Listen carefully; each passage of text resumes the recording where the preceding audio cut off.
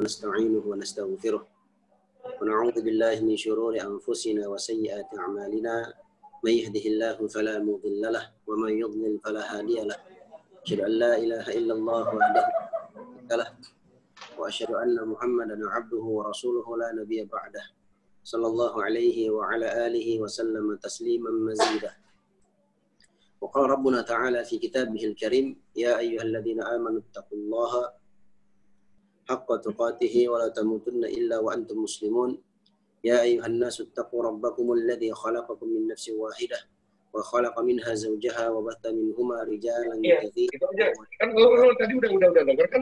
الذي تساءلون به عليكم رقيبا يا أيها الذين آمنوا اتقوا الله وقولوا قولا سديدا يصلح لكم أعمالكم ويغفر لكم ذنوبكم ومن يطع الله ورسوله فقد فاز فوزا عظيما. أما بعد فإن أصدق الحديث كتاب الله وخير الهدي هدي محمد صلى الله عليه وسلم وشر الأمور محدثاتها فإن كل محدثة بدعة وكل بدعة ضلالة. Alhamdulillah, segala puji dan syukur kita panjatkan kehadirat Allah Subhanahu wa taala dengan nikmat dan rahmat taufik dari Allah Subhanahu wa taala. Pada sore hari ini Allah pertemukan kita di majelis ilmu. Mudah-mudahan majelis kita di malam hari ini, di sore hari ini diberkahi oleh Allah Subhanahu wa taala. Dan mudah-mudahan majelis kita menjadi sebab kita semua dimudahkan oleh Allah untuk masuk ke dalam surganya. Amin ya rabbal alamin. Nah, ikhwani wa akhwati fillah rahimani wa rahimakumullah, melanjutkan pembahasan kita dalam kitab Al-Adabul Mufrad yang ditulis oleh Al-Imam Al-Bukhari, Muhammad bin Ismail Al-Bukhari rahimahullahu ta'ala. Masih dalam kitab yang pertama, yaitu tentang birrul walidain. Nah, atau tentang berbakti kepada kedua orang tua. Kita sudah masuk pada bab yang ke-7, dan insya Allah pada sore hari ini kita akan masuk dalam bab yang ke-8. Kata pengarang rahimahullah ta'ala, babu la'anallahu man la'na walidayhi. Bab tentang Allah Subhanahu wa ta'ala melaknat orang-orang yang melaknat kedua orang tuanya. Nah, Masya Allah ta'ala. Dalam hadits yang sahih, kata Imam Al-Bukhari, ahaddathana Amr bin Marzuq qala akhbarana Syu'bah عن القاسم ابن أبي بزة عن أبي الطفيل قال سئل علي هل خصكم النبي صلى الله عليه وسلم بشيء لم يخص به الناس كافة. Kata Imam Al-Bukhari rahimahullah telah menceritakan kepada kami Amr bin Marzuq. Beliau berkata, telah mengabarkan kepada kami Syu'bah dari Al-Qasim bin Abi Bazzah dari Abu Tufail radhiyallahu anhu. Beliau berkata, Ali bin Abi Thalib ditanya, Ali radhiyallahu anhu ditanya, hal khassakumun nabiy sallallahu alaihi wasallam bi syai'in lam yakhussa bihi an-nas kafah. Apakah ada satu perkara atau satu nasihat yang dikhususkan oleh Rasulullah Sallallahu Alaihi Wasallam untukmu yang tidak dikhususkan kepada manusia seluruhnya? Maksudnya beliau Ali bin Abi Thalib radhiyallahu anhu ditanya, ya, apakah ada hadis ataukah ada nasihat ataukah ada wasiat khusus yang Nabi Sallallahu Alaihi Wasallam berikan kepadamu dan tidak diberikan kepada orang lain? Nah, kita dengarkan jawaban Ali bin Abi Thalib. Qala ma khassana Rasulullah sallallahu alaihi wasallam bi syai'in lam yakhussa bihi an-nas. Nah, kata beliau,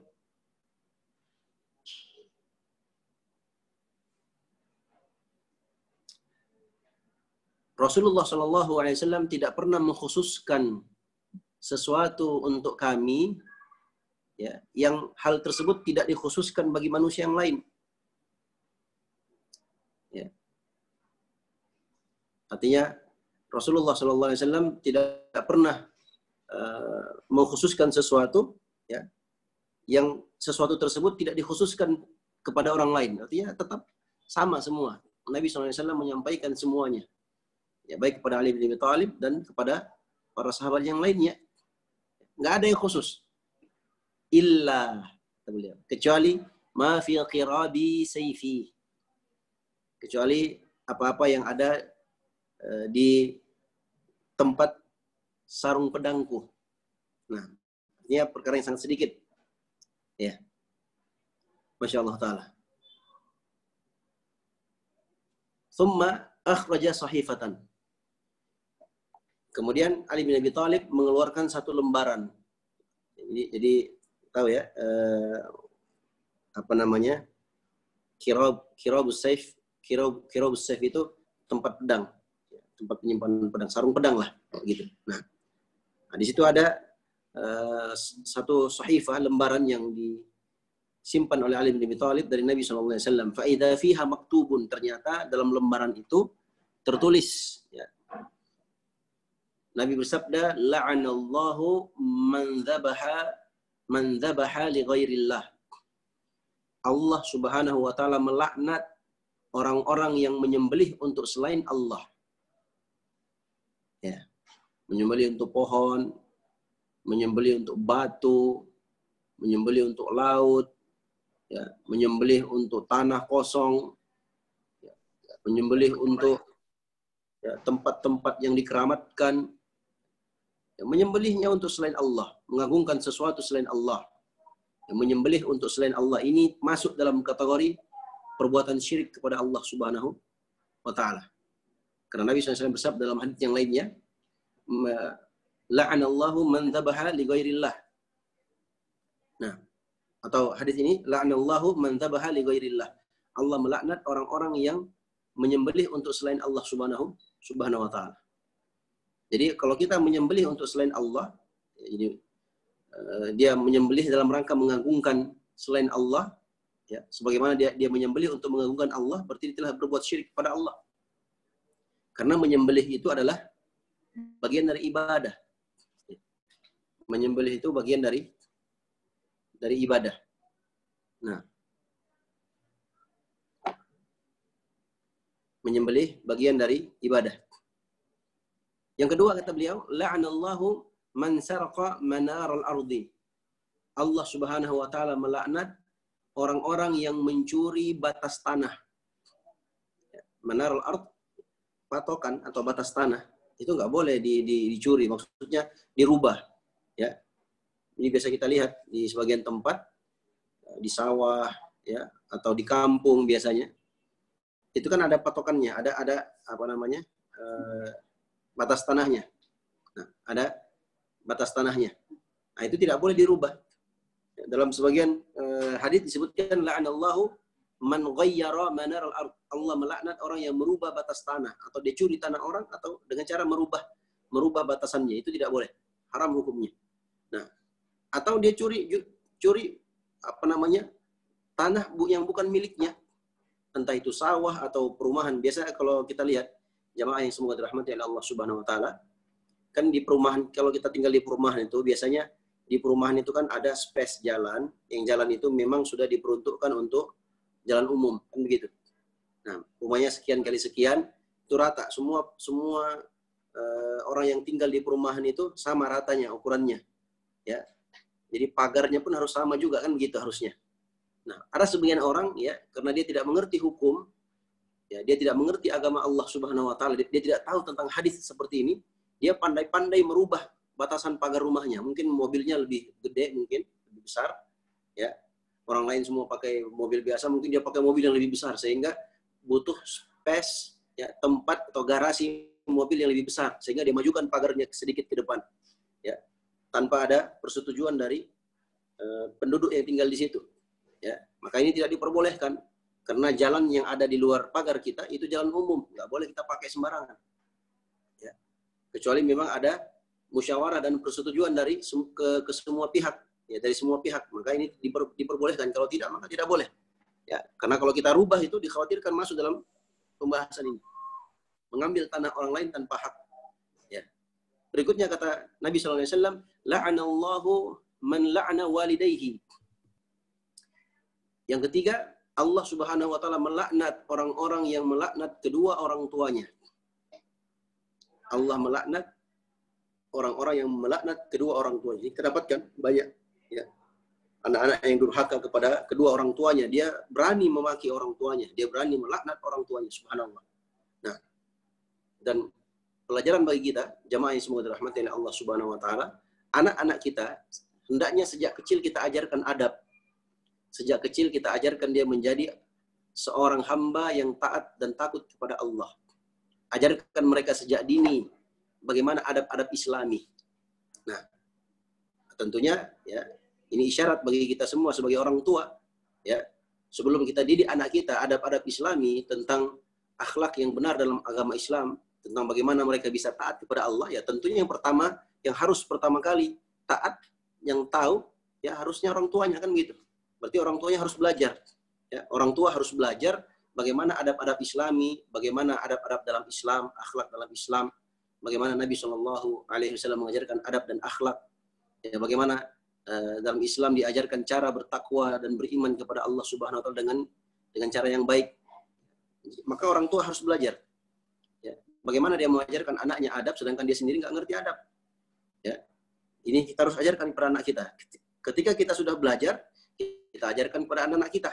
Ya, dari ketika kita ajarkan anak kita sejak kecil, fa insya Allah ketika mereka sudah besar, mereka akan mengerti karena telah mengetahui ilmunya, dan insya Allah mereka menjadi anak-anak yang soleh. Insya Allah. Ya. Ada kata pepatah yang mengatakan ala bisa karena biasa, kan dibiasakan dari kecil. Ya, dari kecil kita ajarkan anak kita kalau lewat depan orang tua permisi umpamanya.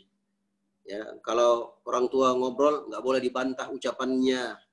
Kalau orang tua lagi berbicara nggak boleh dipotong umpamanya. Itu kan adab ya. Kita ajarkan kepada anak-anak kita. Kalau sama orang tua nggak boleh keras-keras ucapannya, harus lemah lembut, nggak boleh membantah dan seterusnya. Nah, kita ajarkan dari kecil. Nah, di sini Allah Subhanahu wa taala sebutkan, Nabi SAW sebutkan, ada orang-orang Allah melaknat orang yang melaknat kedua orang tuanya. Berarti ada orang seperti ini kasusnya, makanya Allah laknat. Nabi sampaikan kepada kita, ada orang seperti ini modelnya, supaya kita jauhi.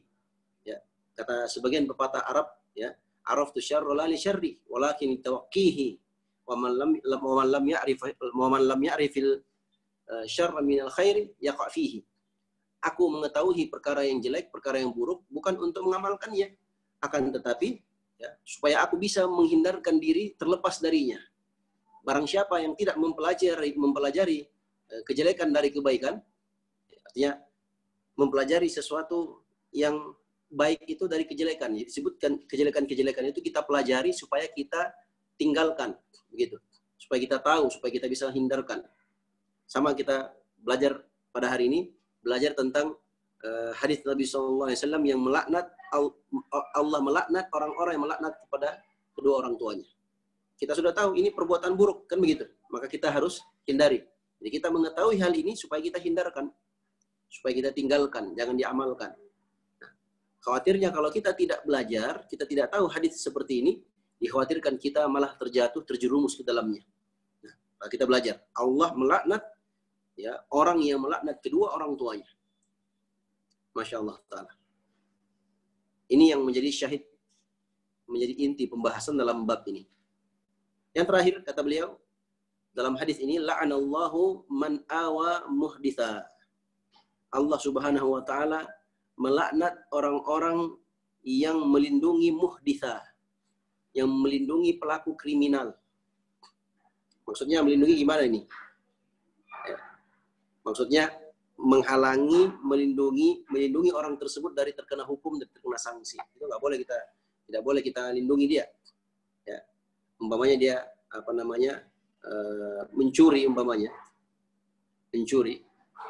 Kemudian dia ketahuan mencuri, kemudian dikejar satu kampung, mau dimasa, mau dibunuh habis-habisan di situ. Kebetulan kita adalah orang yang punya power di situ. Boleh nggak kita tolong dia? Lindungi dia? Boleh.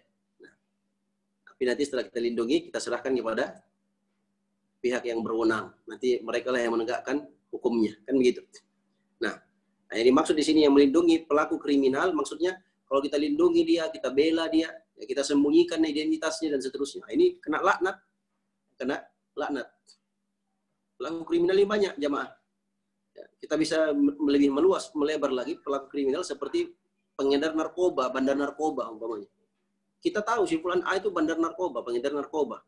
Ya, maka kita punya kewajiban untuk apa? Melaporkan hal tersebut kepada pihak yang berwenang. Jangan kita biarkan, jangan kita sembunyikan, jangan kita melindungi, jangan kita ridho terhadap perbuatannya, jangan. Karena barang siapa yang melindungi pelaku kerusakan ini, pelaku kriminal ini, maka dia kena laknat Allah Subhanahu wa taala. Ini kalau dibaca muhditsa, la'anallahu man awa muhditsan. Tapi kalau dibaca la'anallahu man awa muhdatsan, dalnya dibaca fathah muhdats. Ya, kalau tadi muhdits, kalau ini muhdats. Kalau muhdits pelaku kriminal, pelaku kejahatan. Kalau muhdats itu pelaku bid'ah dalam agama.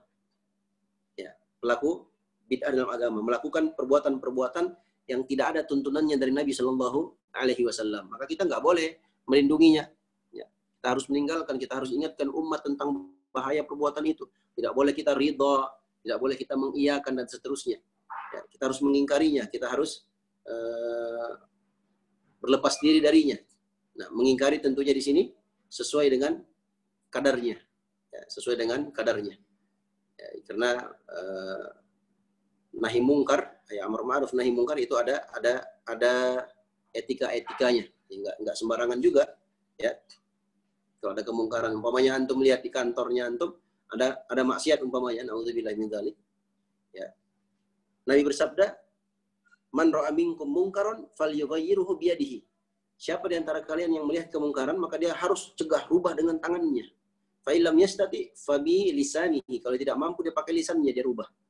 Fa illam yastati fa bi qalbihi. Kalau dia tidak mampu juga, maka dia rubah dengan hatinya. Ya. Wa dzalika adhaful iman, dan itulah selemah-lemahnya iman. Ya, jadi kalau dia mau merubah kemungkaran, saya sebutkan tadi, ya, dilihat juga kondisinya. Ya, disesuaikan dengan kadarnya. Kalau memang dia mampu untuk merubahnya dengan tangannya, maka dia rubah dengan tangannya. Kalau dia tidak mampu, maka cukup merubah dengan lisannya. Kalau tidak mampu juga, maka cukup merubah dengan hatinya.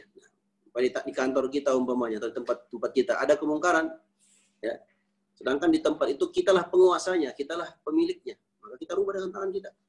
Seperti di rumah tangga kita umpamanya, ada maksiat, kita rubah dengan tangan kita. Ya, kalau kita di satu tempat, di tempat tersebut bukan kita penguasanya, bukan kita pemiliknya, maka kita tidak sanggup, ya, untuk merubah dengan tangan, maka tidak mengapa kita rubah dengan apa? Dengan lisan kita. Kalau dengan lisan juga kita tidak mampu, kita tidak sanggup, maka setidaknya minimalnya kita apa? Benci dalam hati kita perbuatan maksiat yang dilakukan. Nah, itu kadarnya. Karena kalau tidak mengikuti jenjang yang disebutkan oleh Nabi Shallallahu Alaihi Wasallam ini, ya dikhawatirkan, ya muncul sebagian orang yang merubah kemungkaran yang pada akhirnya menimbulkan kemungkaran yang jauh lebih besar dari kemungkaran yang dia cegah. Makanya saya sebutkan tadi, kalau ada kemungkaran tetap kita ingkari, bid'ah, law kriminal, tapi disesuaikan dengan apa? Dengan kadarnya. Nah, Masya Allah Ta'ala. Supaya tidak terjadi mudarat yang lebih besar. Nah, baik. Berikutnya kata pengarang rahimahullah Ta'ala, babun yabarru walidayhi ma lam yakun ma'siyatan. Bab tentang seorang hendaknya berbakti kepada kedua orang tuanya malam yakun maksiatan, selama itu bukan perkara maksiat. Nah, jadi judul babnya, dianjurkan seseorang, bahkan diwajibkan untuk berbakti kepada kedua orang tuanya selama bukan dalam perkara maksiat. Nah, kalau dalam perkara maksiat maka tidak boleh dia bantu, tidak boleh dia menolong orang tuanya dalam perbuatan maksiat tersebut. Ya. Dia harus menolaknya, tapi tentunya dengan cara yang hikmah, dengan cara yang terbaik. Ya.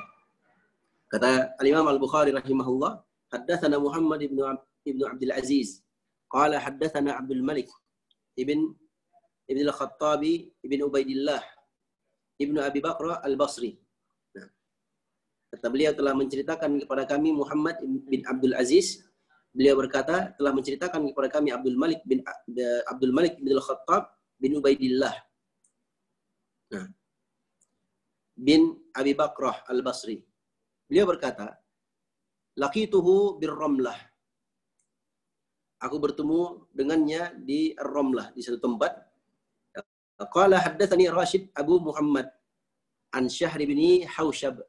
Telah menceritakan kepada kami Rashid, yakni Abu Muhammad dari Syahr bin Haushab, an Ummi Darda dari Ummu Darda radhiyallahu anhu, an Abi Darda. Ummu Darda istri meriwayatkan dari Abi Darda suami. Nah, suami istri sahabat Nabi SAW. Kalau sahabat untuk laki-laki, sahabiah untuk perempuan. Jadi Ummu Darda meriwayatkan hadis dari Abu Darda. Qala, beliau berkata, Ausani Rasulullah sallallahu alaihi wasallam bitis'in. Rasulullah sallallahu alaihi wasallam mewasiatkan kepadaku tentang 9 perkara. Nah, Masya Allah. Yang pertama, kata beliau, la tusyriku billahi syai'a. Jangan engkau menyekutukan Allah Subhanahu wa taala dengan sesuatu apapun. Jangan engkau berbuat syirik. Ya. Syirik, perbuatan syirik ini ya, disebutkan oleh Allah Subhanahu wa taala, innallaha la yaghfiru ay yushraka bihi wa yaghfiru ma duna dzalika liman yasha. Sungguhnya Allah Subhanahu wa taala tidak akan mengampuni dosa orang-orang yang menyekutukannya dan mengampuni dosa yang di bawah dosa syirik. Bukan syirik, tapi di bawahnya maksiat, dosa besar, dan seterusnya. Kalau perbuatan syirik, barang siapa yang berbuat syirik, mati di atas perbuatan syirik, belum sempat bertaubat, maka dia kekal dalam neraka selama-lamanya. Nah, Allah Subhanahu wa taala ingatkan, innahu may yusyrik billah faqad harramallahu alaihi al-jannah wa ma'wahu an-nar wa ma lidh-dhalimin min ansar. Sungguhnya barang siapa yang menyekutukan Allah Subhanahu wa taala, Allah Subhanahu wa taala haramkan untuknya surga dan tempat kembalinya adalah neraka. Nah, dan tidak ada seorang pun penolong bagi orang-orang zalim itu. Perbuatan syirik itu disebut zalim, kezaliman yang sangat besar. Makanya Luqman Al-Hakim disebutkan dalam surat Luqman mewasiatkan anaknya. Beliau mengatakan dalam Al-Qur'an disebutkan, ya bunayya la tusyrik billah. Inna syirka la zulmun azim. Wahai anakku, jangan engkau menyekutukan Allah dengan sesuatu apapun. Kenapa? Karena perbuatan syirik itu merupakan kezaliman yang sangat besar. Apa itu zalim? Zalim itu meletakkan sesuatu bukan pada tempatnya. Orang yang berbuat syirik artinya apa? Dia telah menyerahkan ibadah kepada selain Allah. Nah, ini zalim namanya. Harusnya dia beribadah kepada Allah, dia malah beribadah di kuburan. Beribadah kepada pohon, pada dukun, atau yang semisal dengannya. Ibadah itu melakukan sesuatu yang dicintai dan diridhoi oleh Allah. Bentuk-bentuknya banyak. Doa, tawakal, rasa takut, rasa cinta. Demikian pula ibadah-ibadah yang lainnya yang masuk dalam kategori ibadah. Nggak boleh kita lakukan itu untuk selain Allah. Menyembelih. Ya. Dan jenis-jenis syirik ini banyak. Ya. Entah itu dia menyembelih untuk kuburan, atau dia minta-minta di kuburan, atau dia bawa sesajen ke laut, ke gunung, ke batu, ke pohon, atau dia datang ke dukun, ya, dia pakai jimat-jimat, ya, pakai susuk, pakai pelaris, pakai pemanis, ya. Semua itu amal-amal syaitan yang masuk dalam kategori perbuatan syirik kepada Allah. Nah, Luqman Al-Hakim mengatakan kepada anaknya, ya bunayya la tusyrik billah, wahai anakku, jangan engkau menyekutukan Allah. Ya, karena perbuatan menyekutukan Allah itu adalah perbuatan yang sangat dimurkai oleh Allah. Tidak ada perkara yang paling dimurkai oleh Allah kecuali perbuatan syirik. Sangat dibenci dan dimurkai oleh Allah Subhanahu wa taala. Ini yang pertama, la tusyrik billah. Jangan engkau menyekutukan Allah. Nah, wa in qati'ta aw hurriqta. Jangan engkau menyekutukan Allah Subhanahu wa taala walaupun engkau dipotong-potong atau engkau dibakar. Harus mati sekalipun jangan mau melakukan perbuatan syirik kepada Allah Subhanahu wa taala. Nah, Masya Allah ta'ala. Menunjukkan kepada kita, ya, mentauhidkan Allah, ya, adalah perkara yang tidak boleh ditawar-tawar. Nggak boleh kita katakan, nggak apa-apa lah Ustaz, kan dikit aja, dikit. Nggak boleh. pakai jimatnya satu aja, nggak 10 jari jimatnya, nggak boleh juga. Sedikit pun nggak boleh. Karena perbuatan syirik itu ya akan menggugurkan amalan-amalan pelakunya. Bisa membatalkan Islamnya. Ya. Bisa menjadi halal harta dan darahnya. Ya. Bahkan kalau dia melakukan perbuatan syirik, tidak sempat bertaubat kepada Allah, dia lakukan syirik besar. Ya. Tidak sempat bertaubat kepada Allah, maka dia mati dalam kondisi syirik, mati dalam kondisi belum bertaubat kepada Allah, hilang imannya, batal imannya, maka ketika dia dimasukkan oleh Allah ke dalam neraka, dia masuk dalam neraka kekal selama-lamanya. Na'udzubillahi min dzalik. Nah, ini yang pertama. Yang kedua, wala tatrukanna as-salatal maktubata muta'ammidan. Tadi syirik ya, nggak boleh berbuat syirik. Kedua, di antara 9 wasiat tadi, yang kedua, kata beliau, jangan engkau meninggalkan sholat wajib secara sengaja. Jangan. Ya, kau sudah tahu itu sholat adalah perkara yang diwajibkan oleh Allah, sengaja kau tinggalkan, nah ini masuk dalam kategori ini. Ya. Nabi SAW melarang. Ya. Bahkan disebutkan dalam hadis yang lainnya, Nabi SAW bersabda, al-ahdu bainana wa bainal musyriki awil kafir as-salah. Faman tarakaha faqad kafar. Perbedaan antara kita, orang-orang beriman, dengan orang-orang yang musyrik, orang-orang yang kafir adalah sholat. Barang siapa yang meninggalkan sholat, maka sungguh dia telah kafir kepada Allah Subhanahu wa Ta'ala. Ya, yang main-main. Ya. Percuma KTP-nya Muslim, ya, beragama Islam, tapi nggak sholat. Apa bedanya dia dengan orang kafir? Kan begitu. Dan sholat ini, jamaah yang semoga dirahmati oleh Allah Subhanahu wa Ta'ala, yang akan menjadi timbangan ukuran kebaikan amal seorang hamba. Nanti kalau kita sudah masuk di dalam kubur kita, yang di alam akhirat, yang paling pertama dihisap oleh Allah adalah sholat. Kalau baik sholatnya, akan baik seluruh amalannya. Kalau buruk sholatnya, jelek sholatnya, maka akan buruk seluruh amalnya. Sekarang kita sudah dengarkan hadis ini di dunia. Mumpung kita masih diberikan nyawa oleh Allah, masih diberikan kesempatan oleh Allah Subhanahu wa Ta'ala, segera ya, bertaubat kepada Allah. Yang dulu pernah kita tinggalkan, kita taubat. Mulai detik ini, mulai sekarang, saya nggak mau tinggalkan sholat. Apapun yang terjadi. Sebelum terlambat. Kalau sudah terlambat, ya nggak bisa sholat lagi.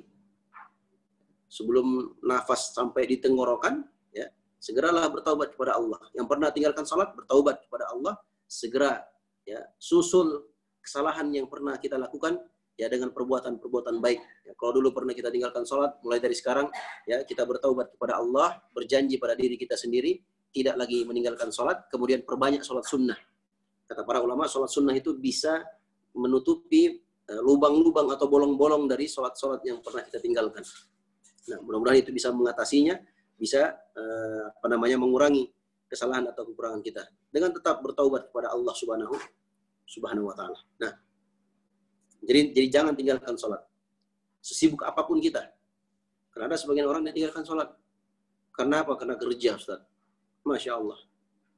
Anda kerja cari rezeki. Mencari rezeki untuk keluarga Anda. Sedangkan sholat itu adalah menyembah yang memberi rezeki. Sungguh sangat tidak masuk akal kalau ada orang mencari rezeki tapi dia lupakan sang pemberi rezeki, kan begitu. Dia kerja banting tulang dibanting-banting tapi enggak sholat, kan begitu. Ada orang, subhanallah, dia kerja di Jakarta, tinggalnya di Bogor, berangkat sebelum jam 4, berangkat jam 4, jadi sebelum subuh atau mungkin setengah 5. Kenapa? Karena takut macet. Berangkat, sampai di kantornya, jalan di tol, macet segala macam sampai di kantor, sudah jam 6. Gak sempat sholat. Gak mungkin juga dia sholat di tol, kan begitu. Kalau sholat di tol, mati, ditabrak mobil nanti. Singgah dulu, sholat dulu. Setelah sholat, bismillah tawakal. Nah, tawakal kepada Allah. Rezeki sudah diatur oleh Allah. Yang penting kita lakukan 3 perkara. Yang pertama, kita berusaha, bekerja, apapun pekerjaannya, yang penting halal. Nah, yang penting halal. Setelah bekerja, kita berusaha, kita berdoa kepada Allah. Nanti bagaimana hasilnya? Tawakal kepada Allah Subhanahu wa Ta'ala. Nabi SAW bersabda dalam hadits yang diriwayatkan oleh Al-Imam. Dalam hadits yang disebutkan oleh para ulama, Nabi SAW bersabda, "Lau annakum tatawakkaluna 'ala Allahi haqqa tawakkulih la razaqakum kama yarzuqut tayr taghdu khimasan wa taruhu bitana." Jika seandainya kalian bertawakal kepada Allah dengan sebenar-benarnya tawakal, maka kalian akan diberi rezeki oleh Allah sebagaimana Allah memberikan rezeki kepada seekor burung. Bagaimana Allah berikan rezeki kepada seekor burung? Taghdu khimasan wa taruhu bitanan. Dia keluar pagi-pagi dalam kondisi perutnya kosong, pulang ke sarangnya sudah kenyang. Masya Allah. Nah, ini tawakal yang benar, kata para ulama. Jadi tawakal itu nggak konyol. Dia di rumah saja, ya Allah berikan aku rezeki. Dia nggak kerja, gimana mau dapat rezeki? Nah, jadi harus kerja. Kerjanya pun kerja yang halal. Lihat burung. Burung itu, subhanallah, dia pagi-pagi keluar, bergerak kan, bekerja. Dia tempuh usaha, dia keluar. Pulang ke sarangnya sudah apa? Sudah kenyang. Sama seperti orang yang berdoa, ya Allah berikan aku anak, ya Allah anak yang soleh. Sedangkan dia jomblo, tidak nikah. Bagaimana mau punya anak? Dia harus tempuh sebabnya. Kan begitu. Nah, jamaah yang semoga dirahmati oleh Allah SWT. Intinya jangan tinggalkan sholat. Ya, sesibuk apapun pekerjaan kita, ya, sesibuk apapun pekerjaan kita, jangan sampai kita meninggalkan sholat. Nah, belum lagi macet, pulang maghrib, ya, pulang jam 5 sore. Masuk tol macet. Dia sudah tahu kalau masuk tol pasti keluar di tempat tujuan sudah jam 7 umpamanya. Ya. Terlewatkan sholat maghribnya. Kalau begitu dia jangan masuk tol dulu. Dia tunggu dekat sholat maghrib, dia sholat maghrib dulu, nanti setelah sholat maghrib baru dia masuk ke tol, ya, nanti pun keluar dari tol jam 7 atau jam 8, pas waktu isya, dia sholat isya. Nah, seperti itu. Intinya dia lebih utamakan sholatnya daripada yang lainnya. Nah,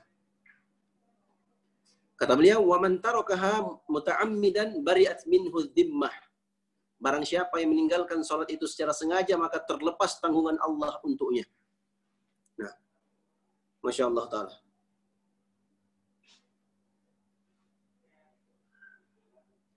Hilang tanggungan Allah, dia tidak dijaga lagi. Makanya jamaah yang semoga dirahmati oleh Allah Subhanahu wa taala, kalau kita jaga salat, ya, Allah Subhanahu wa taala akan jaga kita.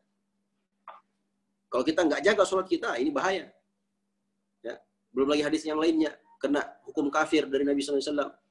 Kemudian dia dilepaskan dari tanggungan Allah Subhanahu wa taala. Ya. Oleh karena itu, ya, jangan sekali-kali kita meninggalkan salat. Ya, itu adalah kewajiban yang telah Allah Subhanahu wa taala wajibkan kepada kita. Kalau kita nggak bisa nggak makan, ya, kalau kita ini nggak bisa kalau nggak makan, harus makan, ya, maka sholat lebih penting daripada makan. Nggak bisa nggak sholat, harus sholat. Bahkan lebih penting daripada makan dan minum. Nah, berikutnya wasiat yang ketiga kata beliau, wala tashrabannal khamra. Jangan sekali-kali kalian meminum khamar. Apa itu khamar? Khamar itu ma yukhammirul aqla, sesuatu yang menutupi akal. Minuman keras, ya. Minuman keras khamar, semuanya khamar. Ya. Apapun namanya, whisky kah, brandy kah, apapun namanya. Semua pokoknya apapun namanya kalau itu memabukkan nggak boleh diminum, haram hukumnya. Masuk dalam kategori ini adalah narkoba. Dengan seluruh jenis-jenisnya ini haram. Kenapa? Karena narkoba itu menutupi akal, kan begitu. Karena orang kalau pakai narkoba udah tertutup akalnya, dia seperti orang bodoh, seperti orang yang kehilangan akalnya. Nah, dan itu akan membuat dia ketagihan.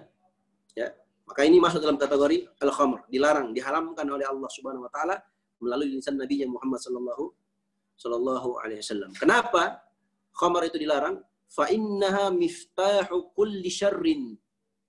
Khamr itu adalah kunci segala bentuk kejelekan.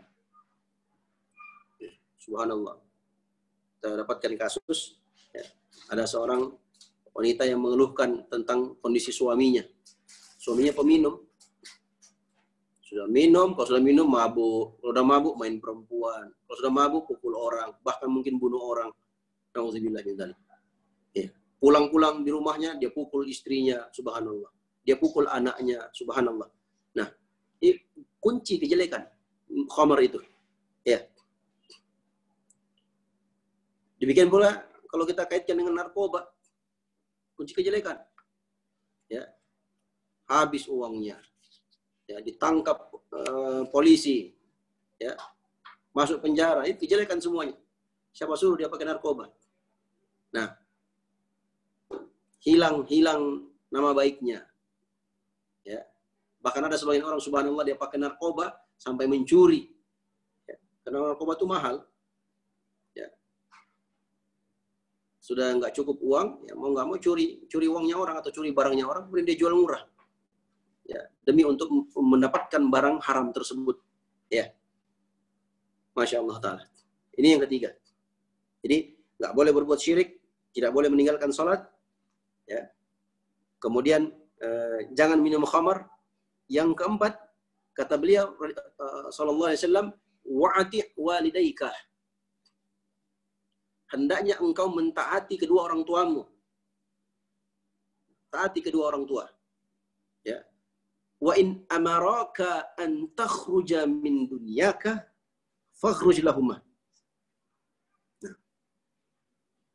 Walaupun seandainya kedua orang tuamu memerintahkan engkau, ya, untuk keluar dari duniamu, maka hendaknya engkau keluar.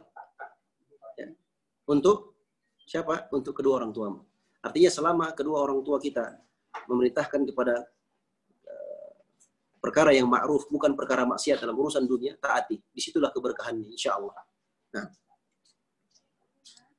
wala ini yang menjadi syahid dari bab kita pada hadis ini, yaitu bab tentang berbakti kepada kedua orang tua selama bukan maksiat. Ya, selama bukan maksiat. Saya kasih contoh, ya, ada seorang anak, dia kerjanya di Jakarta, tinggalnya dia kerjanya di Jakarta, ya, tempat asalnya, tempat tinggal orang tuanya di Sulawesi. Orang tuanya suruh dia pulang kampung, kau nak, jangan kau kerja di Jakarta, kerja di sini saja, cari kerja di sini. Keberkahan bagi sang anak, dia pulang kampung, ikut apa namanya, perintah orang tuanya. Apalagi kalau ada maslahat di balik itu, mungkin orang tuanya sudah tua, dia butuh didampingi oleh anaknya, keberkahan insya Allah. Dia tinggalkan pekerjaannya, mungkin pekerjaannya di Jakarta bagus gajinya, pekerjaan yang bagus, dia tinggalkan karena Allah, insya Allah Allah ganti dengan sesuatu yang jauh lebih baik kalau dia taat kepada orang tuanya, karena orang tuanya minta sesuatu yang bukan maksiat, kan begitu, bukan maksiat. Kalau seandainya orang tuanya perintahkan maksiat, jangan dia taati. Umpamanya orang tuanya bilang, udahlah nak, kamu gak usah sholat lagi. Kamu gak usah sholat. Ya, atau dia perintahkan kepada anak perempuannya, udahlah kamu gak usah pakai jilbab. Kalau kamu pakai jilbab nanti gak ada jodohmu. Subhanallah. Ada orang tua seperti itu. Ya, dia perintahkan anaknya jangan pakai jilbab. Kalau kau pakai jilbab, tunggu nanti kalau kau sudah kawin, sudah nikah. Karena kalau kau pakai jilbab sekarang, orang gak lihat cantikmu. Dari gak ada orang mau sama kau, nanti gak ada orang pinang kau, kata dia. Kata orang tuanya. Subhanallah. Ini pemahaman yang keliru. Justru kalau si anak perempuan ini dia taat kepada Allah, dia tutup auratnya, dia pakai jilbabnya, justru di situ Allah mudahkan jodohnya, insya Allah. Nah, karena jodoh itu sudah diatur oleh Allah. Nah, ketika sang anak tadi diperintahkan untuk berbuat maksiat diperintahkan untuk berbuat maksiat oleh orang tuanya, jangan dia taati hanya dalam perkara itu saja. Ya, jangan pula nanti dia sapu rata semua karena orang tuanya perintahkan maksiat, akhirnya dia durhaka pada orang tua. Nggak boleh juga. Jadi dia tidak taat hanya pada perkara maksiat itu saja. Tapi kalau perkaranya bukan maksiat, perkaranya adalah perkara yang halal, urusan dunia, dia taati orang tuanya. Seperti contoh yang telah saya sebutkan tadi. Kalau dia tinggalkan pekerjaannya hanya karena ingin mengikuti perintah orang tuanya, berkah hidup anak itu, insya Allah. Nah, dalam hadis yang lain Nabi SAW bersabda, man taraka syai'an lillah awadahullahu khairan minhu. Barang siapa yang meninggalkan sesuatu karena Allah. Tadi contohnya kan, dia tinggalkan pekerjaannya karena apa? Karena Allah. Karena dia ingin berbakti kepada orang tuanya. Maka Allah akan ganti dengan sesuatu yang jauh lebih baik dari apa yang dia tinggalkan. Insya Allah. Nah, berkah jamaah. Berkah kalau kita taat kepada orang tua kita. Ya, apalagi kalau orang tua kita tinggal satu. Ya, satu sudah pergi, kita nggak sempat berbakti. Ya, ini yang tinggal satu ini lagi kita jaga baik-baik. Apapun yang dia inginkan kita tunaikan. Selama bukan apa? Selama bukan maksiat. Selama bukan maksiat. Ingat, kalau orang tua kita inginkan maksiat, perintahkan kita berbuat maksiat, kita tidak boleh taat kepadanya. Kenapa? Karena Nabi bersabda, la ta'ata li makhluqin fi maksiatil khaliq. Tidak ada ketaatan, artinya tidak boleh taat kepada makhluk dalam bermaksiat kepada Allah. Walaupun itu orang tua yang perintah, nggak boleh. Cuman ya ada adabnya. Kalau kita tahu itu maksiat, ya kita tolak dengan cara yang baik, dengan cara yang hikmah. Jangan sampai orang tua kita tersinggung. Kita jelaskan itu maksiat, saya nggak boleh lakukan. Ya, mungkin kalau yang lain saya lakukan insya Allah dan seterusnya. Nah, ini contoh saja. Nah, dan ini merupakan inti pembahasan dari judul bab ini. Jadi pertama tadi apa? Dilarang berbuat syirik. Yang kedua, dilarang meninggalkan sholat. Dilarang minum khamar. Yang keempat, wasiat yang keempat, Nabi perintahkan kita untuk berbakti kepada kedua orang tua. Yang kelima, wala tunazi'anna wulatal amri wa in ra'aita annaka anta. Jangan engkau melepaskan ketaatan kepada penguasa pemimpinmu. Ya. Walaupun engkau melihat engkaulah yang benar. Sabar. Loh, bagaimana Ustaz, pemerintah kita jelek, pemerintah kita begini begitu. Ya sabar. Jangan memberontak, jangan melepaskan ketaatan. Kalau mereka perintahkan maksiat, kita jangan taati. Tapi perkara yang lainnya kita taati. Ya. Kalau pemerintah perintahkan kita untuk berbuat maksiat, nggak boleh kita taat. Ya. Kalau pemerintah memerintahkan kita sesuatu yang sifatnya ma'ruf perkara duniawi, harus kita taat. Contohnya apa? Pemerintah kita, penguasa kita di negeri ini, memerintahkan kita wajib bagi setiap pengemudi sepeda, motor, atau pengendara roda 4 mobil, harus punya apa? Punya SIM, surat izin mengemudi. Itu perkara ma'ruf. Nah, siapa yang bawa mobil, bawa motor tanpa SIM, berarti apa?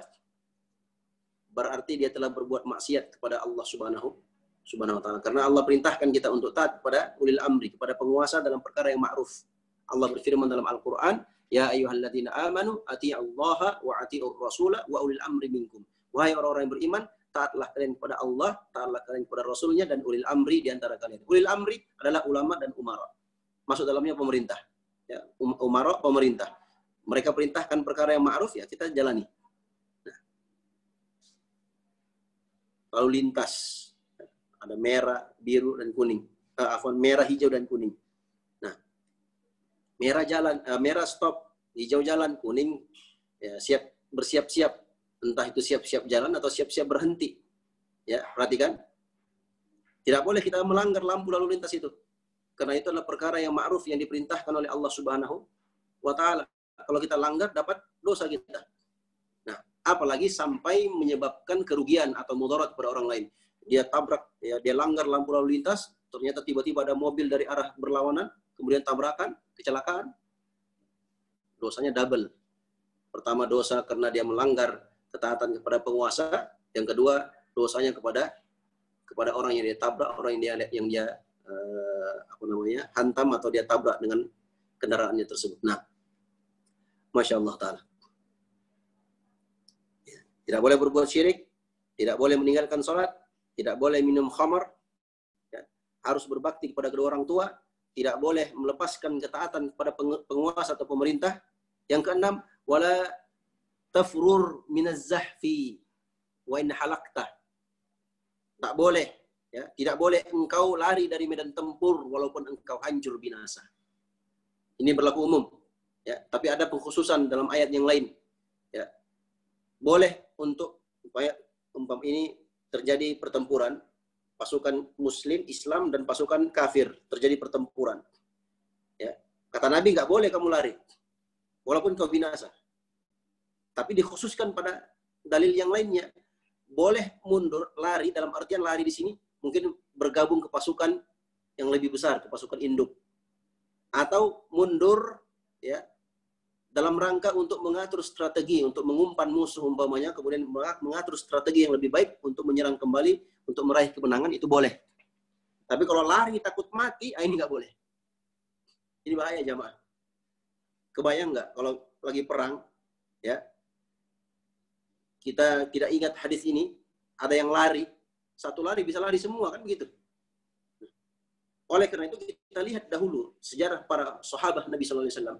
Mereka kalau jihad itu subhanallah, udah aja berjihad, berperang di jalan Allah melawan orang-orang kafir, antara dua. Kalau menang, Islam yang menjadi tinggi kalimat Allah Subhanahu wa taala. Kalimat la ilaha illallah menjadi tinggi di permukaan bumi. Kalau kalah mereka mati langsung masuk surga. Dijamin. Jihad fisabilillah, mati syahid. Nah, jadi nggak boleh lari dari medan tempur. Walaupun engkau binasa. Nah, wa farra ashabuka. Walaupun engkau binasa dan lari teman-temanmu yang lain. Engkau tidak boleh lari. Walaupun teman-temanmu lari. Nah, ini sudah kita sebutkan tadi ya, rinciannya. Jadi kalau larinya atau mundurnya itu karena ingin bergabung ke pasukan induk kaum muslimin yang jauh lebih besar, itu boleh. Atau dia lari atau dia mundur dalam rangka mengatur strategi untuk meraih kemenangan, itu pun diperbolehkan. Kalau larinya karena takut mati, ini nggak boleh. Apalagi sampai memudaratkan pasukan. Ya. Yang ke-8 kata beliau, wa anfiq taulika ala ahlika. Hendaknya engkau infakkan hartamu ya untuk keluargamu. Sebagai kepala rumah tangga. Ya. Kita sebagai kepala rumah tangga, sebagai seorang suami wajib menafkahi anak istri kita. Nggak boleh dibiarkan begitu saja. Ya. Jangan terbalik. Sebagian suami terbalik. Dia nggak kerja, malah istrinya yang dia suruh kerja. Subhanallah. Dia di rumah main game saja. Istrinya kerja, entah kerja apa, pokoknya pulang bawa duit. Entah itu kerja harian atau bulanan. Ada, kasus seperti itu ada. Jangan seperti itu, kasihan. Ya. Istri kita di rumah, diam di rumah, mereka yang urus anak kita, mereka urus rumah kita, kita yang kerja di luar untuk mereka. Ya. Memberi nafkah kepada keluarga kita, istri dan anak-anak kita, dan orang yang menjadi tanggungan kita. Nah, yang ke-9, wala tarfa' asaka an ahlika wa akhifhum fillah. Nah, jangan engkau mengangkat tongkatmu dari keluargamu. Jangan angkat tongkat, maksudnya jangan kau biarkan kalau keluargamu, entah itu istrimu atau anakmu ya berbuat maksiat, ya jangan kau biarkan. Kau larang mereka. Nah, makanya dalam Al-Quran disebutkan ketika istri sudah mulai nusyud, sudah mulai durhaka kepada suami. Yang pertama dinasehati dulu, dinasehati. Kalau nasihat nggak mempan juga, ya, maka boleh agak sedikit tegas, ya. Dengan cara apa? Dengan cara dipukul, tapi dipukul dengan pukulan yang ghair mubarrih, pukulan yang tidak menyisakan bekas. Pukulan yang sifatnya mendidik, ya, menegur, ya, bahwasanya perbuatannya itu nggak boleh sebenarnya. Ya, jangan dihajar, ya, jangan dibabak belur, jangan. Ya, pukulnya pukulan yang mendidik, ya, mungkin ditepuk pundaknya atau pahanya atau kakinya. Kamu yang berbuat begitu, itu nggak boleh dan seterusnya. Nah, dan ringankanlah mereka karena Allah Subhanahu wa taala. Nah, artinya ya, jangan engkau biarkan mereka begitu saja. Ya, tetap engkau larang mereka dari perbuatan yang dilarang oleh Allah, ya, tapi tetap dengan lemah lembut. Nah, jadi tidak boleh berbuat syirik, ya. Kemudian tidak boleh meninggalkan sholat, tidak boleh minum khamar, kemudian wajib taat kepada kedua orang tua, tidak boleh melepaskan ketaatan dari penguasa atau pemerintah. Yang ke-6, tidak boleh lari dari medan tempur. Ya. Yang ke-7, harus berinfak kepada keluarga. Yang ke-8, jangan engkau biarkan mereka berbuat maksiat. Artinya jangan engkau mengangkat tongkatmu untuk mengajar mereka. Yang ke-9, hendaknya engkau berbuat baik kepada mereka, meringankan urusan mereka. Ini jangan terlalu kasar juga, jangan terlalu memberatkan, jangan, tapi ringankan, ya, karena Allah Subhanahu wa taala. Jadi didik mereka dengan cara yang lemah lembut, pertengahan. Tidak terlalu kasar, bengis, tidak pula terlalu lembek. Jadi kita pertengahan. Kalau istri kita atau suami, anak-anak kita mulai berbuat maksiat, ya kita ingatkan dengan cara yang baik. Nah, kalau memang perlu dipukul, tapi pukulannya pukulan yang tidak menyisakan bekas. Nah, Masya Allah Ta'ala. Dinasihati dengan cara yang terbaik. Ya. Kalau nggak mempan nasihat kita, ya mungkin dia dengarkan orang tuanya, kita lewat jalur orang tuanya atau yang semisal dengannya. Nah, jadi caranya dengan cara yang terbaik, dan bukan juga berarti kita boleh biarkan saja begitu, enggak. tetap kita tegur, tetap kita berikan nasihat, ya. Sebaik-baik perkara adalah yang pertengahan. Tidak terlalu ekstrim ke kanan, tidak pula ekstrim ke kiri. Tidak terlalu kasar dan bengis, tidak pula terlalu lembek, lembek dalam artian bermudah-mudahan membiarkan mereka dalam perbuatan maksiat. Nah, Allah Ta'ala, ini dapat kita sampaikan. Mudah-mudahan bermanfaat. Sisa waktu yang tersisa, kita berikan waktu kepada teman-teman yang ingin bertanya seputar pembahasan. Falitafadhal. Baik, terima kasih Ustadz atas penyampaian materinya. Kepada rekan-rekan sekalian yang ingin bertanya, kami persilahkan langsung saja.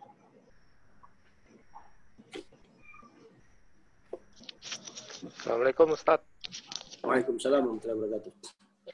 Barakallahu fiik. Mau tanya terkait dengan sholat. Jadi gini Ustadz, saya kan kasusnya baru masuk untuk BFO ya, work from home. Nah, selama ini kan saya di Solo. Nah, selama di Solo kan, di Solo sekarang juga malah sekarang zona hitam. Kemarin kabarnya terakhir zona hitam. Nah, selama di Solo itu saya khawatir untuk sholat jamaah. Jadi terus terang saya jamaah di rumah dengan keluarga. Nah, setelah pindah ke Jakarta, ini mulai kerja di kantor.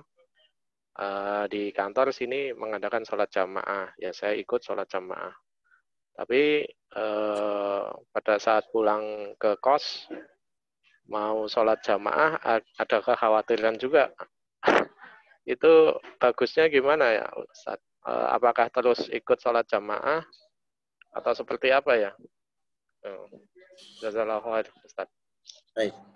Ya, masalah itu sudah difatwakan oleh para ulama, boleh untuk meninggalkan sholat jamaah karena takut dengan virus corona. Nah, terkait kita di Indonesia ini, ya pemerintah kita sudah berikan keringanan membuka masjid untuk sholat berjamaah. Itu pun masjid-masjid yang memang dapat rekomendasi langsung dari pihak setempat, dari kelurahan, ya, atau di atasnya dan seterusnya. Kalau memang masjid kita atau musola tempat tinggal kita itu aman dari corona, ya nggak apa-apa, dia sholat berjamaah di masjid. Tapi kalau dia masih khawatir karena memang ada orang yang kena virus corona di situ umpamanya, ya nggak apa-apa, dia sholat di rumah saja. Nah, demikian kalau di kantor. Kalau di kantor juga dia masih khawatir, ya lebih baik nggak usah kantor, kan begitu. Tapi kalau ternyata di kantor itu dia tidak khawatirkan, semua terjaga dengan aman, protokol kesehatan dia jaga, ya kemudian memang dinyatakan di tempat kantor dia bekerja itu zona aman, ya nggak apa-apa, dia sholat berjamaah di kantor masjid, di masjid kantornya. Demikian pula dikiaskan dengan masjid atau musola yang ada di tempat tinggalnya. Nah, intinya kalau dia takut dengan virus corona, itu boleh ditinggalkan. Nah, syukran Ustaz.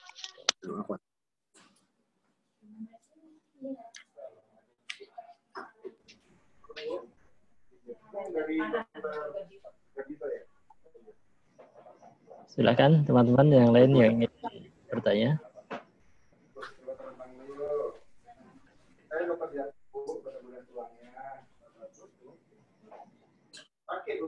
Apa Ustaz? Tanya lagi Ustaz. Jadi saya pernah dengar kalau misal kita punya rekan gitu ya, punya rekan atau sahabat. Nah, qadarullah mungkin dia di perjalanan waktu, misal dia murtad dari agama Islam. Nah, itu sikap kita, saya yang pernah dengar, kita menjauhi si teman inilah, intinya menganggap bahwasanya dia sudah bukan saudara kita ya. Nah, kalau misal ini terjadi pada orang tua kita, itu sikap kita gimana ya Ustaz? Jazakallahu khair. Yang pertama, ya mudah-mudahan itu nggak terjadi. Ya. Mudah-mudahan itu nggak terjadi. Amin. Kalaupun itu seandainya terjadi, ya tetap berbakti kepada orang tua. Nah, tetap berbakti kepada orang tua. Ini sudah kita sebutkan tentang hadisnya ya. Nah, atau belum? Ya, belum. Nanti akan datang. Bab yang ke-13. Bab tentang wajib berbakti kepada kedua orang tua walaupun dia musyrik, walaupun dia kafir. Ya. Mudah-mudahan ya dengan baktinya kita ya tertarik hatinya, ya luluh hatinya, kemudian dia kembali masuk dalam Islam.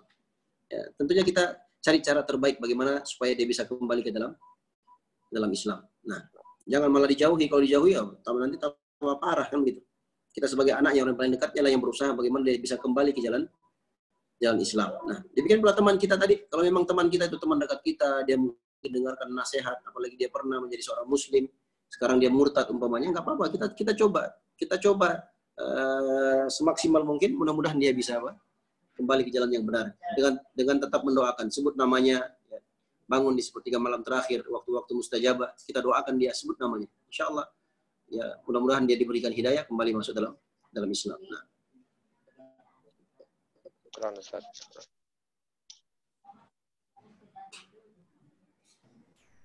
Assalamualaikum, Ustaz. Waalaikumsalam warahmatullahi wabarakatuh. Ya, Ustaz, saya mau menanyakan perihal kurang ini suaranya agak diangkat sedikit. Ya, Ustaz, saya mau menanyakan perihal berbakti kepada pemerintah ini, Ustaz. Nah, kadang-kadang kan ini pemerintah kan tidak sejalan dengan pikiran kita. Misalnya katakanlah tadi yang di sholat Jumat tadi malah membahas masalah tentang pengubahan Pancasila, sementara Pancasila itu kan sebenarnya kan sudah warisan dari ulama-ulama kita terdahulu yang berjuang di perang saat masa-masa penjajahan gitu kan. Nah, terkait ketaatan terhadap pemerintah itu sebenarnya ada, kalau dari hadis ini, dari redaksi Rasulullah hadis ini ada batasannya seperti apa sih Pak kira-kira?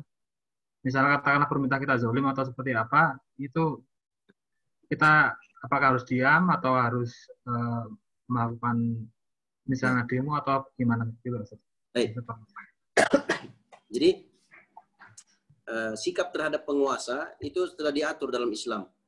Ya, telah diatur dalam Islam yang kesimpulannya yang berdasarkan hadis-hadis yang disebutkan oleh para ulama. Yang pertama, kita dilarang memberontak kepada penguasa selama dia masih muslim. Nah, yang kedua, kita diwajibkan untuk bersabar terhadap kezaliman penguasa. Sabar. Ya. Kemudian yang ketiga, ya, kita diperintahkan, ya, kalau seandainya kita melihat maksiat atau kezaliman, maka kita menasihati mereka. Tapi ada caranya.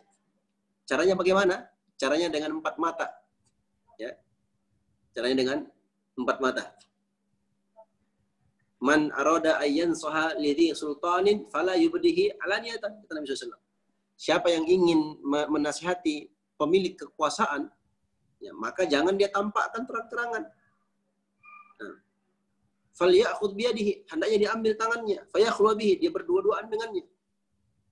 Maksudnya melakukan secara 4 mata, tersembunyi, tertutup. Fa in qabila minhu fata, kalau diterima, ya itulah yang diharapkan. Wa illa, kalau tidak, maka karena qad adda allazi ma alaihi, dia telah melakukan kewajiban yang telah diwajibkan atasnya. Artinya dia sudah sampaikan kewajibannya. Udah. Kalau pemerintahnya, penguasanya masih tetap seperti itu, ya sabar. Kita bersabar dan tetap terus mendoakan dia, jangan memberontak. Nah, tetap kita upayakan usaha-usaha perbaikan, nasihati dengan cara 4 mata, dan kita doakan dia dengan kebaikan. Nah, karena banyak asar-asar yang disebutkan oleh para ulama kita tentang wajibnya bersabar terhadap kezaliman penguasa. Karena kalau kita tidak sabar, memberontak atau yang semisal dengannya, itu lebih akan menimbulkan mudarat yang jauh lebih besar. Nah, kalau kita bersabar untuk diri kita, kita tunaikan adul lazi ma alaika, tunaikan apa yang menjadi kewajibanmu sebagai seorang rakyat, wasallallahu haqqakum, kata Nabi SAW. Ketika beliau ditanya tentang penguasa yang zalim, dan mintalah kepada Allah Subhanahu wa taala hak kalian. Ya. Jadi kalau kita dizalimi umpamanya, ya, kewajiban kita sebagai rakyat, kita tunaikan kewajiban kita sebagai rakyat, ya. Adapun hak kita minta kepada Allah Subhanahu wa taala kalau memang tidak dipenuhi oleh mereka.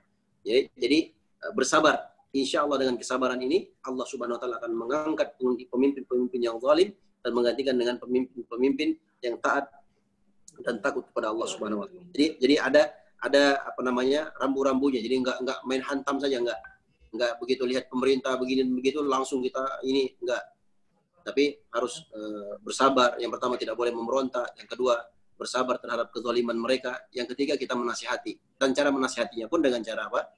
Dengan cara empat mata, tidak terang-terangan, tapi secara tersembunyi. Mudah-mudahan dengan cara tersebut, ya, sang penguasa tersebut bisa menerima nasihat dan bisa merubah kebijakan-kebijakan yang bertentangan dengan syariat Islam. Nah, demikian yang disampaikan oleh para ulama kita. Jadi intinya tetap bersabar, ya, jangan memberontak, dan tetap berusaha untuk memberikan nasihat yang terbaik untuk mereka dan doakan mereka dengan kebaikan. Jangan doakan dengan kejelekan. Karena kalau mereka jadi jelek, nanti semua rakyat ikut jelek. Tapi doakan mereka dengan kebaikan. Kalau mereka jadi baik, insya Allah kebaikannya pun akan dirasakan oleh banyak orang. Nah,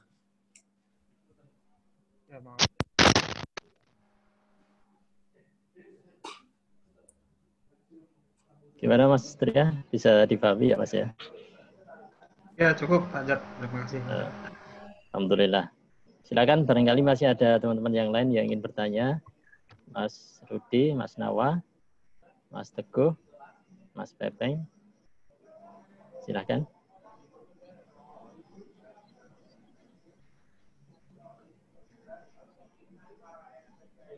Mas Nawawi mau bertanya? Silakan.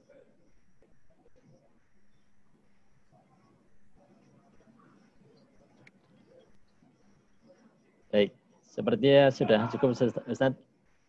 Mungkin mau nanya Pak Ustaz? Oh iya silakan. Mas Teguh. Ya. Assalamualaikum warahmatullahi wabarakatuh. Waalaikumsalam. Ya Pak Ustaz, tadi disampaikan ya untuk pemerintah kita harus sabar atau penguasa lah gitu ya. Nah, tapi kan berarti demo-demo gitu nggak boleh ya Pak Ustaz ya? Karena apalagi demo-demo sekarang kan banyak ya dalam kutip ada kepentingan lah gitu ya. Nah itu berarti juga gimana Pak Ustaz? Terus yang kedua, saya pernah mendengar salah seorang ustadz itu menyampaikan bahwa kedzaliman itu ada batas maksimalnya. Jadi apabila kedzaliman itu sudah maksimal, maka Allah akan membalas kedzaliman tersebut. Nah, tapi kalau misalnya penguasa atau pemerintah itu kita biarkan melakukan zalim, nanti dampaknya ke kita juga gitu. Gimana Pak Ustadz? Terima kasih Pak Ustadz. Nah, sebentar.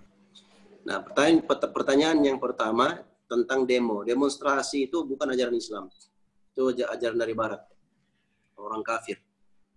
Ajaran dalam Islam kita tadi saya sudah sampaikan ya, untuk menasihati penguasa dengan cara empat mata.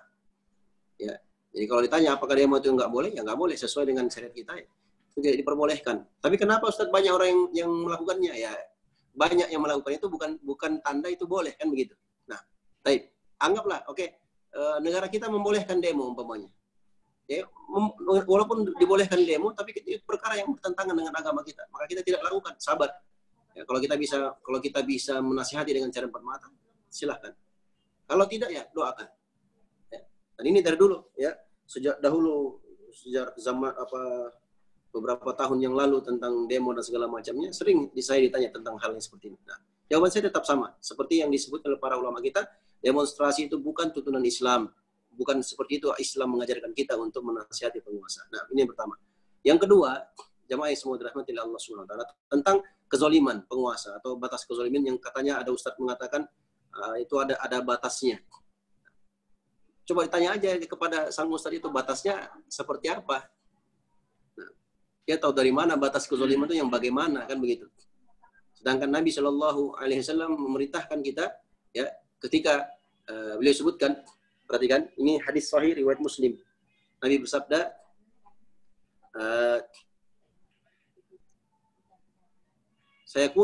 satakunu fikum a'immatun, satakunu a'immatun la yahtaduna bihudaya wa la yastannuna bisunnati. Nah, wa yaqumu fihim rijalun qulubuhum qulubus syayatin fi jusmanil ins. Akan ada nanti para pemimpin-pemimpin, para penguasa yang mereka itu tidak mengambil sunnah dari sunnahku. Mereka tidak mengambil petunjuk dari petunjukku. Dan akan berdiri di samping mereka para tokoh-tokoh, orang-orang yang hati mereka adalah hati wasaikum fihim rijalun qulubuhum qulubus syaitin. Hati mereka itu adalah hati-hati syaitan fi jusmanil ins. Hati setan dalam tubuh manusia. Mereka orang jahat. yang mengelilingi pemerintah tersebut. Mungkin para pembantu-pembantunya. Nah, yang membisikinya. Nah, ada sahabat yang bertanya, kalau begitu apakah kita boleh perangi saja Rasulullah? Nabi melarang. Ya. Tasma'u, ada sahabat yang bertanya dalam hadits Hudzaifah bin Yaman, beliau bertanya, ya Rasulullah, kaifa asna'u in adraktu dzalika? Ya Rasulullah, apa yang harus aku lakukan kalau aku dapatkan pemerintah, penguasa seperti itu? Kata beliau sallallahu alaihi wasallam, tasma'u wa tuti'u lil amir wa in daraba dhahrak wa akhadha malak isma'u wa'ti. Engkau mendengarkan dan taat kepada penguasa, walaupun diambil hartamu dan dipukul punggungmu, maka engkau tetap mendengar dan taat. Maksudnya, ya, seandainya pun ada pemerintah yang seperti itu zalimnya, engkau tetap taat, ya, engkau tetap bersabar mendengar dan taat kepadanya. Dalam artian taat kepadanya terhadap perkara-perkara yang ma'ruf. Nah, kalau itu bisa menimbulkan mudarat yang jauh lebih besar, maka kita sabar, tahan diri dengan tetap berdoa kepada Allah Subhanahu wa taala. Nah, kalau dikatakan kalau kita biarkan saja nanti Allah Subhanahu wa taala murka dan segala macamnya, jangan. Justru Allah Subhanahu wa taala murka kalau kita menyelisihi syariat Islam dalam menyikapi atau menasihati penguasa. Justru disitulah datang kemurkaan Allah. Jadi dalam menasihati penguasa, ya, itu harus dengan cara-cara yang memang sudah digariskan dalam syariat. Ya, seperti yang saya sebutkan tadi, menasihati mereka dengan cara empat mata, dengan cara diam-diam. Ya, tidak dipamer, tidak diumbar aib-aibnya.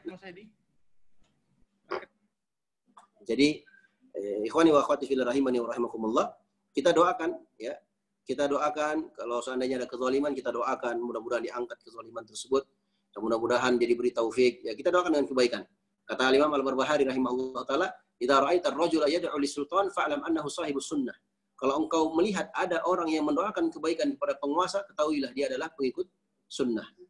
Tapi kalau engkau melihat ada orang yang yad'u 'ala sultan, dia mendoakan kejelekan kepada penguasa, maka ketahuilah dia adalah sahibu hawa, pengikut hawa nafsu. Nah, maka bersabar, ya, tempuh jalur-jalur yang telah disyariatkan dalam agama kita, dan tetap mendoakan mereka dengan kebaikan. Semoga Allah angkat kezaliman mereka dan memberi mereka taufik dan hidayah. Nah, semoga dengan hal tersebut Allah berikan keberkahannya dan Allah berikan petunjuk kepada kita semua. Nah,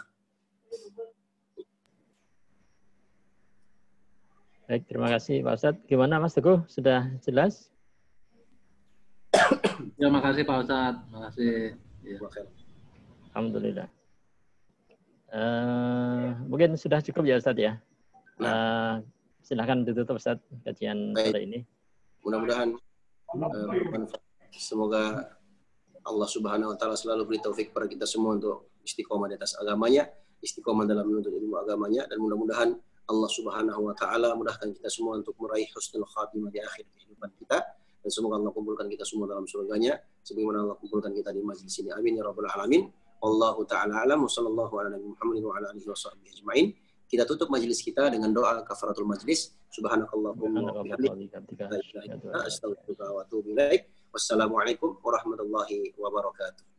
Waalaikumsalam warahmatullahi wabarakatuh. Jazakumullahu khairan Ustaz.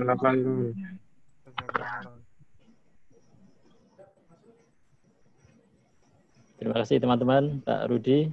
Alhamdulillah bisa gabung. Mas Pepeng, Mas Tria, Mbak Mela, Mas Afrian, Mas Teguh. Halo, assalamualaikum. Sama-sama Mas Jad. Assalamualaikum. Waalaikumsalam. Waalaikumsalam warahmatullahi wabarakatuh. Lagi di pantai mana itu Mbak? Matur nuwun Mas Jad. Di dekat tempatnya Rudi. Oh. Biar santai di terus tepi panjat pantai. Miko. Masya Allah. Ya Mas. Jangan nggak ngomong sih. Enggak, assalamualaikum. Ya, waalaikumsalam. Terima kasih Mas. Saya izin lihat ya Mas dan Miko. Assalamualaikum. Mas Teguh, matur nuwun Mas. Waalaikumsalam. Ya, izin Pak Assalamualaikum. Waalaikumsalam Mas Ria.